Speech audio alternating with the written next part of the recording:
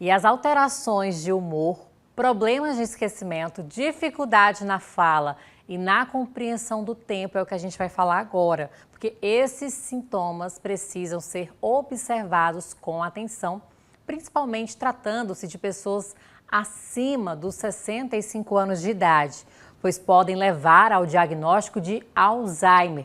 De acordo com o relatório do Ministério da Saúde, que foi divulgado no ano passado, cerca de 8,5% da população vive com essa doença. E foi por isso que, para a gente entender melhor sobre essa condição, prevenção, nós estamos recebendo aqui no estúdio a médica geriatra, a doutora Glenda Moreira. Seja muito bem-vinda ao nosso programa. É muito bom a gente falar desse assunto, né? A gente estava conversando antes e eu te perguntei uma coisa. Está alto assim, o índice de pessoas com Alzheimer? E a senhora disse que sim, então é um assunto que tem que ser mais debatido, né? Primeiro, vamos começar falando sobre os sintomas. Já falei alguns aí. É fácil de identificar? Ana Paula, primeiro, obrigada pela chance. Filó, porque, enfim, tem que falar da Filó. Né? Tá famosíssima. E o assunto é famosíssimo também, tá? Então, assim, quando a gente pensa em envelhecimento, acredito que a grande maioria tem um temor. Alzheimer. Me parece algo que já é tão bem falado, né? Que é o esquecimento, a memória. Porém, é comum a gente focar na memória, mas Alzheimer é muito mais que isso.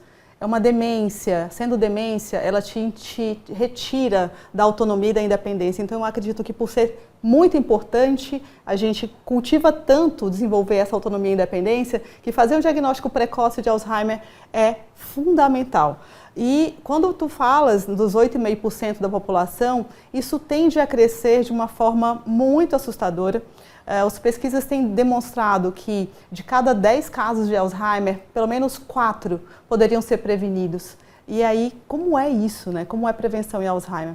E o que você citou dos sintomas, humor, perdas cognitivas de memória, atenção, concentração, é um sinal de alerta. Pode ser, Ana, vários outros diagnósticos, mas é exatamente aí, a diagnóstico diferencial entre o que está acontecendo de verdade e se é ou não Alzheimer, acho que é a nossa, o grande chamada, é o grande alerta. E esses sintomas, a gente até pode dizer que muitas pessoas podem pensar que é todo tipo de doença, menos o Alzheimer, porque é difícil crer nisso, né, que eu posso estar com Alzheimer, que eu posso ser diagnosticado. Então, tudo isso também é levado em consideração, onde as pessoas não veem assim, essa possibilidade. Interessante você falou, porque eu acho que a população e todos que estão ouvindo vão lembrar disso. Ai, mamãe está ficando teimosa. Tu já ouviu essa frase? Muito. Mas meu pai está teimoso, não quer tal coisa.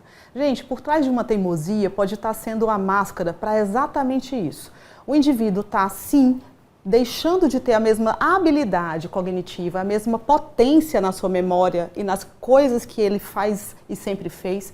E, em geral, a gente não vai ter a perspicácia de dizer, olha, eu estou tendo problemas de memória, vou ao médico. Não, em geral, a gente até aceitar que aquilo está acontecendo, até a gente entender, se não tem informação, então, a maioria de nós brasileiros, principalmente aqui no Nordeste, temos pouca informação sobre a doença. Então, isso fica, sabe onde? No lugar do teimosia, ou então é natural da idade. Um outro ponto é o mito da naturalidade do porquê é velho. Gente, não é natural. Nós temos centenários sem nenhuma perda cognitiva. Setor público, ambulatório, hospital universitário, onde a gente está fazendo nosso ambulatório, né? No setor público, eu tenho centenários, 102, 104 anos, sem nenhuma perda, não tem demência. Então, a demência é doença, sim. Então, acho que mais um motivo para a gente ir quebrando as crenças e o entendimento de que, isso é bobagem. E isso não é Alzheimer, é possível que seja. E aí é a tua chamada, eu gostei, é muito importante. Porque assim, eu tenho meus avós, né? Sim. E eu escuto muito isso. Que sua avó tá teimosa, tá igual criança, sua avó tá teimoso. Então, a gente vê para esse lado, né, que tem algo por trás disso, que não é que eles estão voltando a ser criança, tem tudo isso. Então, eu percebo que isso é muito, muito sério, né, de ter esse outro lado para um diagnóstico X. E quanto a senhora disse referente à questão de que poderia ser prevenido, né, poderia ser evitado, quais são os tipos de prevenção para as pessoas entenderem? Porque eu acredito que muita gente não saiba. Por conta que só acha que tem os sintomas e é irreversível, sim, né? Sim. Então, quando a gente fala em prevenção, a gente tem que falar que, como eu disse, é uma porcentagem grande de pessoas que poderiam não estar desenvolvendo Alzheimer agora. Existe uma coisa que a maioria pensa, Alzheimer é genético, é hereditário. Gente, só 3% é genético. Então, a grande maioria desenvolve-se por causa do processo de envelhecimento, sim, e pode ser bem cedo, Ana. Então, quando eu estou aos 60, 65 anos e sou chamado de terceira idade, eu posso já perder, eu posso adiar meus prejuízos desde os 40. Eu sempre falo de 2 décadas. Gente, vamos poupar 2 décadas de vida? A nossa vida é tão curta se a gente pensar no universo inteiro. Então, se a gente está aos 40, aos 30, cuidando bem da saúde nesses fatores preventivos que eu vou te falar, a gente está adiando. Vamos dizer que eu vá desenvolver um Alzheimer ou alguma outra doença degenerativa, mas eu posso adiar. E aí, que mudança de estilo de vida e que fator preventivo é esse? Álcool, cigarro, vocês vão achar bem parecido com os fatores que previnem de infarto e de derrame. Então, tabagismo, alcoolismo, ultraprocessados. A alimentação... Que é hoje o que mais tem, né? Está muito em voga, é verdade, mas é o que mais tem. Você tem dificuldade de comer algo que não esteja dentro de um envelope, que não tenha uma substância química de conservação.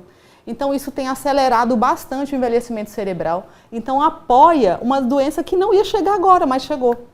Isso explica quando a gente pega aqueles idosos que já chegaram a mais de 100 anos, que antigamente, na época deles, não existia. Ajuda demais a entender, não é? Não é? Eles comiam comida. Para refletir. Eles comiam comida, né? E aí tem outras patologias, pessoal. Às vezes você está aí aos 85 anos, super bem, e começa a ter um pequeno esquecimento. É Alzheimer, Glenda?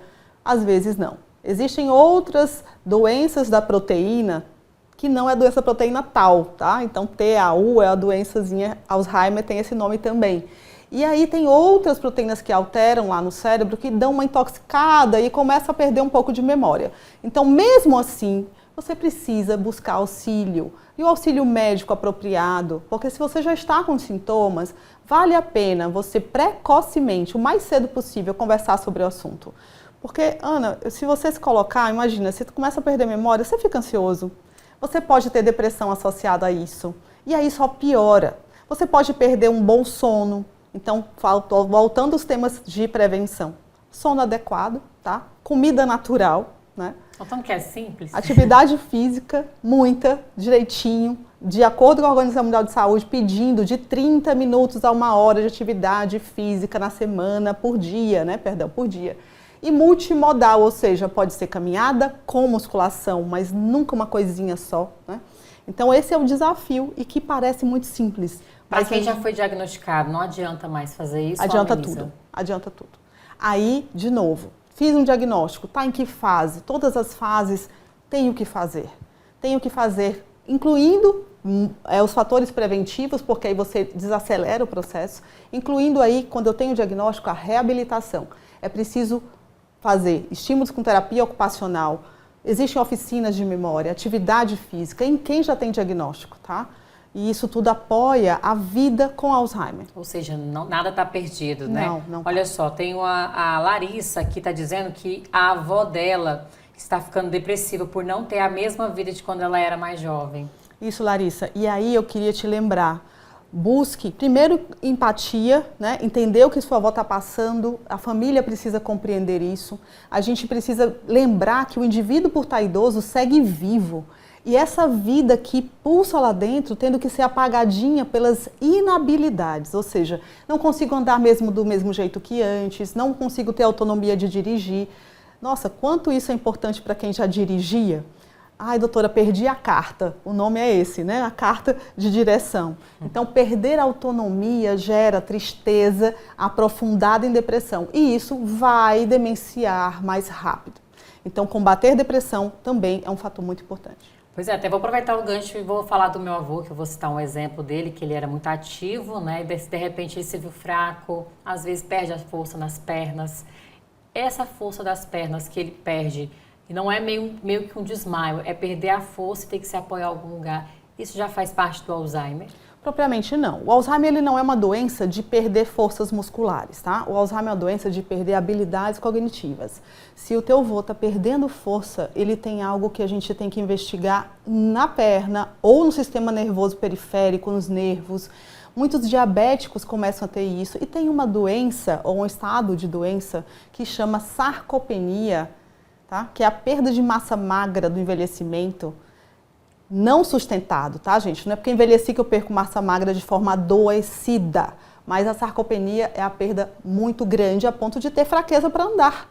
E aí pronto, pega fraqueza para andar, queda, para não cair, fica mais parado, aí o ciclo vicioso, fica mais parado, vai ficar mais triste, vai ficar menos interativo com o mundo.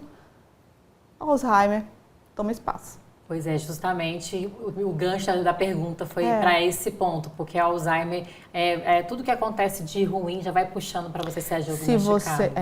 Então você precisa lembrar que a funcionalidade sua, do seu avô, da sua avó, do seu tio, sua tia, muitas vezes é a gente, a geração um pouquinho mais jovem que eles, que tem que estar atento e dar a importância que deve. Porque estamos no mundo etarista, etarismo, preconceito com a idade, que sofrem os jovens, sofrem os velhos. E aí a gente precisa estar reforçando isso. Não é porque você tem 80, 90 que você deixou de andar e é natural. Vamos ver o que está acontecendo?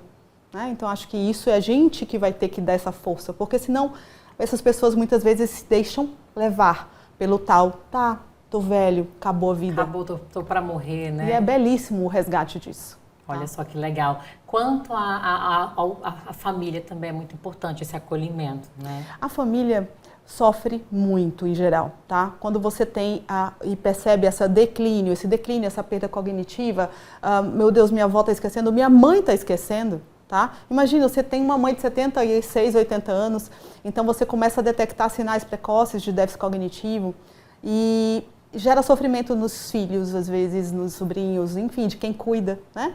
Então vamos correr atrás disso, de fazer um diagnóstico o mais cedo possível. Cada vez mais a medicina e a tecnologia, a ciência vai trazer boas soluções, tá? Mas não há nada melhor do que diagnóstico precoce, acolhimento, entendimento do que está acontecendo e buscar efetivar em cima de todos os fatores modificadores. Como eu falei, atividade física, alimentação, inserção social, cognição ativa, né? Então, acho que isso...